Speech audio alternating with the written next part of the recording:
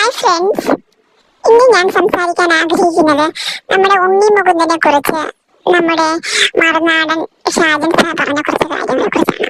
സിനിമയിൽ ഒരു പ്രശ്നക്കാരനായി മാറുകയും ശേഷം ഉണ്ണി മുകുന്ദൻ തന്റെ വിപണി മൂല്യം ഒരു സിനിമയ്ക്ക് 10 കോടിയായി. വളരെ വേദനാജനകമായ ചില കാര്യങ്ങളാണ് അദ്ദേഹം ഉണ്ണി മുകുന്ദനെ കുറിച്ച് പറഞ്ഞത്. മാർക്കോയ്ക്ക് ശേഷം 10 കോടി പ്രതിഫലം ചോദിച്ചു എന്നാണ് അദ്ദേഹത്തിന്റെ ഒരു പരാമർശം. ഇത് എത്രത്തോളം ശരിയെന്നറിയില്ല. അങ്ങനെയാണെങ്കിൽ തന്നെ എന്താ ഇത്ര തെറ്റ്? ഒരു നടൻ അല്ലെങ്കിൽ നടി അവരുടെ പ്രോഡക്റ്റ് അല്ലെങ്കിൽ അഭിനയത്തിന് ഒരു വിലയിടുന്നു. അത് അഫോർഡ് ചെയ്യാൻ മനസ്സുള്ളവർ അവരെ പർച്ചേസ് ചെയ്താൽ മതി. ഇപ്പം തന്നെ നമ്മുടെ മമ്മൂക്ക ആദ്യമായി സിനിമയ്ക്ക് വാങ്ങിയ പ്രതിഫലമാണോ അവസാനത്തെ സിനിമയ്ക്ക് വാങ്ങിയത്?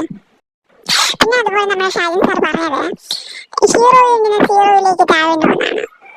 ആലോചിച്ച് നോക്കണേ, മറുനാടനെ പോലെയുള്ള ഒരു ചാനൽ, വലിയ ഫോളോവേഴ്സും വ്യൂവേഴ്സും ഉള്ള ഒരു ചാനൽ ഇങ്ങനെ അറഗന്റായിട്ട് പറയുമ്പം അതെത്രമാത്രം ഇമ്പാക്ട് ഉണ്ടാക്കും.